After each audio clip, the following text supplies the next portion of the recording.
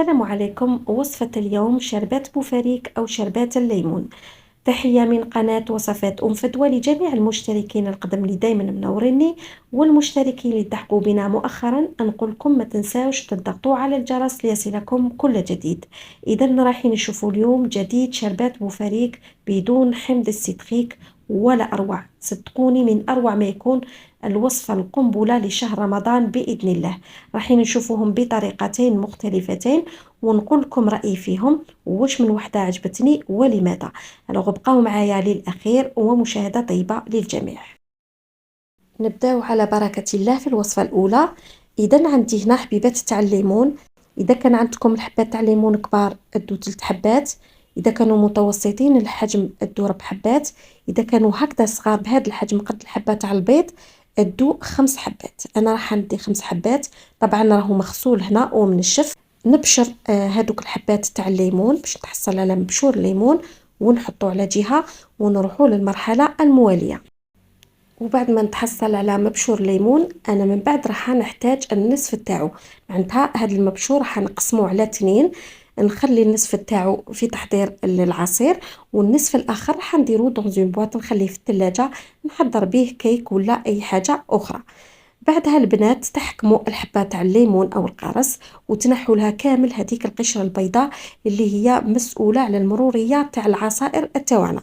كنت خلوها هكذا هاد القشرة راح تطلق لكم المرورية. دونك نحوها كامل وبعدها نجيبوا الحبة تاع الليمون نفتحوها ونحوا لها هذاك الخيط المتواجد في الوسط اذا كان موجود، ونقطعوا الحبة تاع الليمون الى قطع جد صغيرة باش نتخلصوا من العظام او العلف. كاين الليمون او القارص اللي ما فيش كامل العظام، وكاين اللي تلقاو فيه بزاف كيما هاد الحبات راهم فيهم بزاف العظام.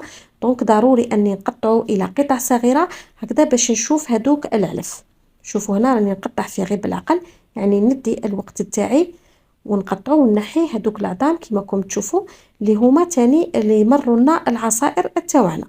كون طرحوا عظمه مع هاد الليمون راح يجيكم العصير ولا لو جو تاعكم مر.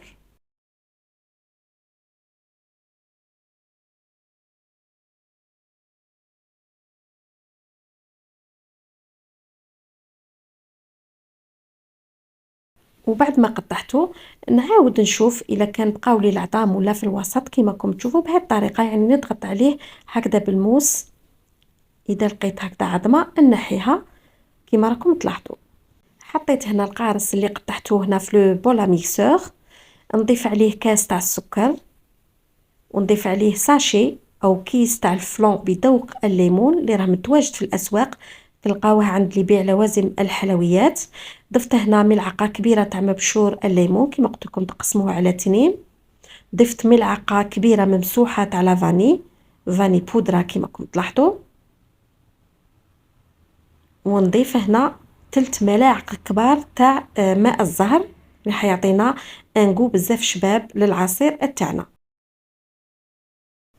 ونجيب لو بغا ميكسور ونرحي الكل مع بعض حتى السكر هذاك يذوب ويندمجوا تحصلوا على جونغ بوري تاع الليمون كيما راكم تشوفوا.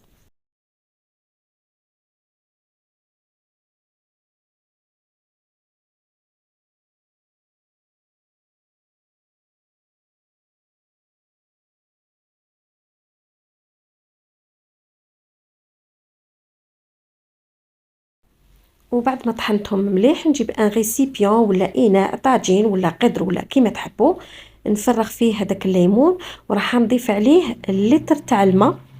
اول حاجه بهذاك اللتر راح نشل لو بولا ميكسور تاعي، وبعدها نكمل بقيه الماء داخل الريسيبيون.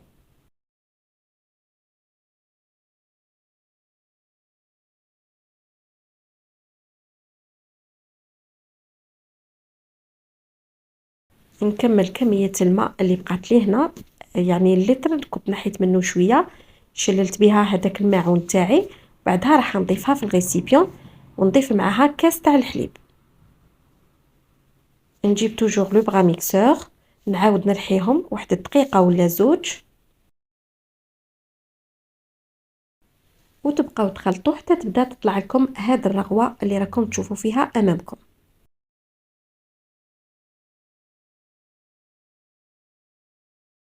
وكي نقولوا شربات بوفاريك نقولوا شهر رمضان، دائما نربطوه بشهر رمضان. اللي عندهم القارص دائما يعصروه ويخلوه في الكونجيلاتور باش يحضروا هذا العصير المنعش اللي ما نقدروش نستغناو عليه في شهر رمضان، يعني دائما يكون متواجد في الطاولة الرمضانية. كيما راكم تلاحظوا معايا راني كملت الخلط، تخلطوا واحد 2 دقائق ولا حتى كيما قلت لكم دير لكم هذيك الرغوه، تغطوه بالبلاستيك ولا تغطوه هكذا بصحن وتخلوه في الثلاجه واحد الساعه ولا ساعتين ولا كيما تحبوا نتوما. تجيبوه تصفوه هنا في المصفاة تكون هكذا رقيقه، وبعدها تحطوه في الطاس اللي مولفين تقدموا فيه. رأيي بالنسبة للوصفة هذه الأولى راح يكون الذوق تاعو شوية يميل للبومبلوموس، يعني كي طحنا الحبة تاع القارص راح تطلق لكم شوية تاع المرورية، دونك راح يجيكم شوية مر. اللي يحبوا النوعية هذه تاع القارص كاين بزاف اللي يحبوا هكذا يكون فيه هذيك المرورية، تقدروا تخلوه ساعة ولا ساعتين في الثلاجة وتصفوه. لا حبيتوه يعني هكذاك ما فيش المرورية، صفوه ديريكتومون يعني سور بلاص، غير تحضروه صفوه. وهذا هو العصير تاعنا، شوفوا كيفاش يجي ويجي بنين ومنعش. نروحوا للوصفه الثانيه اللي هي شربة بوفاريك، وهذه الوصفه بالذات اللي عجبتني. جبت هنا طنجره ولا ان ريسيبيون، تحطوا فيه كاس تاع عصير ليمون مصفى، وتحطوا كاس الا ربع تاع السكر. بالنسبه للناس اللي ما تحبش العصائر حلوه، لا حبيتوا العصير تاعكم حلو ديروا كاس معمر تاع سكر. نضيفوا كيس تاع الفلون بذوق الليمون، نضيفوا الملعقه تاع لافاني، ربع كاس تاع ماء الزهر، ونضيفوا اللتر تاع الماء والكاس تاع الحليب. يعني نفس الطريقه ولكن تختلف في المقادير. ما نجيبوش لو بغا ميكسور، نجيبو هنا لو باتور تاعنا يعني الخلاط الكهربائي، ونبداو نخلطوا واحد 2 دقائق حتى 3 دقائق نحسوا هذاك السكر داب تماما، وتتحصلوا على هذا الرغوه. يعني تبقاو تشوفوا في الرغوه هذه تطلع، وهذا هو لو فغي شربات بوفاريك كيما راكم تلاحظوا.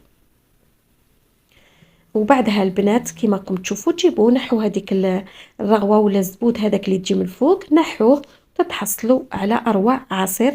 وهذا هو العصير اللي عجبني، ونتمنى باش تحضروه في شهر رمضان باذن الله. كيما سبق لي قلت لكم، لا حبيتوا العصير اللي فيه المروريه ديروا الوصفه اللي فاتت. شوفوا القوام تاع العصير تاعنا يجي كيما شربت بوفاريك تاع برا اللي يتباع ميم في الذوق تاعو يجي ولا اروع، ولا حتى اللون تاعو يجي هكذا باهي بدون اي اضافات، لا حمض سيتريك ولا ملون غذائي ولا اي شيء. وصلنا لنهاية لا فيديو تاع اليوم، ان شاء الله الوصفتين يكونوا نالوا اعجابكم، واذا عجبكم ما تبخلونيش بلايك بارطاج بين الاحباب والاصدقاء حتى كامل يجربوا هذه الوصفة في شهر رمضان. نقول لكم الى اللقاء في كيفية اخرى باذن الله، مع السلامة.